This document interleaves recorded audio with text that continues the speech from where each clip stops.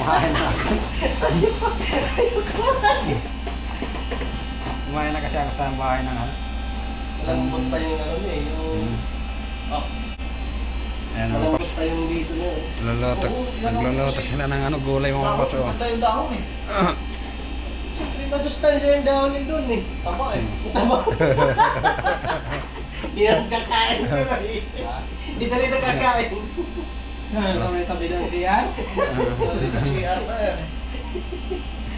Nagluluto sila ng Bumibili lagi. sardinas, lalagyan nila ng kamuting kahoy.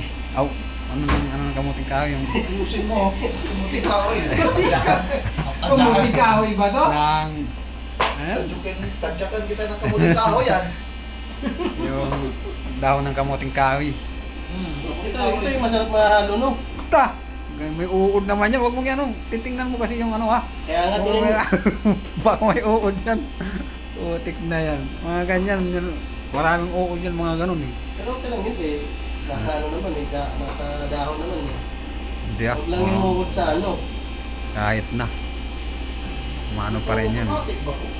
Oo. Oh, lagyan mo ng ano pre. Ng Salmon karton. pre. Karton. Ayan mo si salmon yung ba? Sardinas.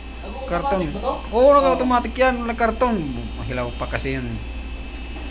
Hilaw pa to. Oo. Huwag ka nagwa-warm na oh. Hilaw pa to eh. Gugulay sila kasi. Kaslangan mo ng ano. Kasuan. Nagwa mo. Hilaw pa nga. Nagwa-warm na. Malambot na yung ano niyan, yung kasirola. Ano nga, ba't ang daming bili mo? Sino? Papagain mo sa kambing eh. Sabi mo, tinagyan mo ng tanglad.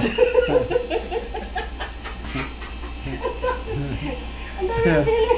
Sabi ko, papagain mo sa kambing eh. Ba't talaga mo ng tanglad? Para may flavor. Ayaw ka, yung kambing, kumakain ng tanglad yun. Sarap nga yung ano eh. Sarap na sarap yung ano dyan. Dahil gamunaw yan eh. May pango eh.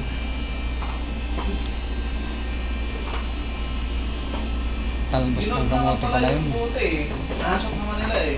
Yung, Buti. saan? Yung may laman na sa leg.